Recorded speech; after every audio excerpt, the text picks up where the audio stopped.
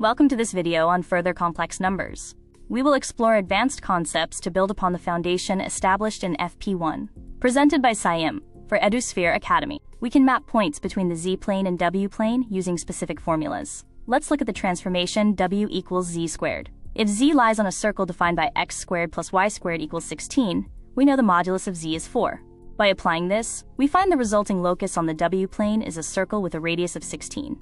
In this next example, we have the transformation w equals 5iz plus I, all divided by z plus 1.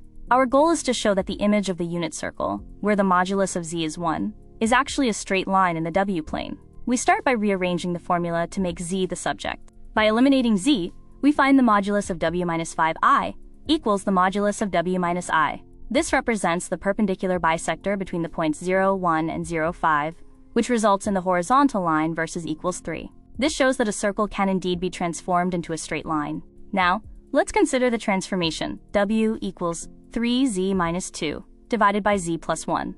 We want to find the image of the circle, where x squared plus y squared equals 4, which is equivalent to the modulus of z equaling 2.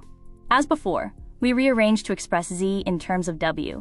We proceed by taking the modulus of both sides. This leads us to the equation for the modulus of w plus 2 equals 2 times the modulus of w minus 3.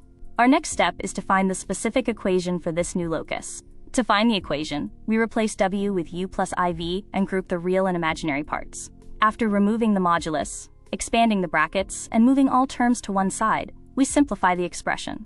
Finally, we complete the square to identify the new circle's properties. Completing the square reveals the center and radius of our new circle in the w-plane.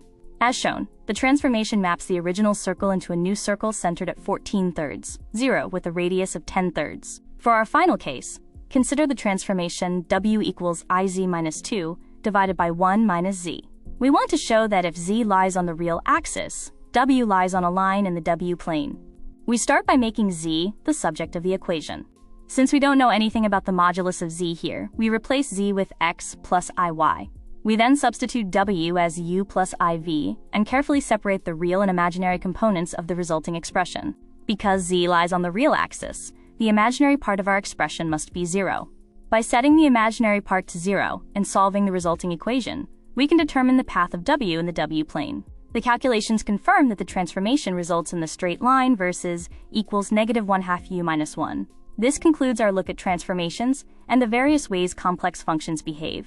You have successfully navigated proofs, roots, and loci in this chapter.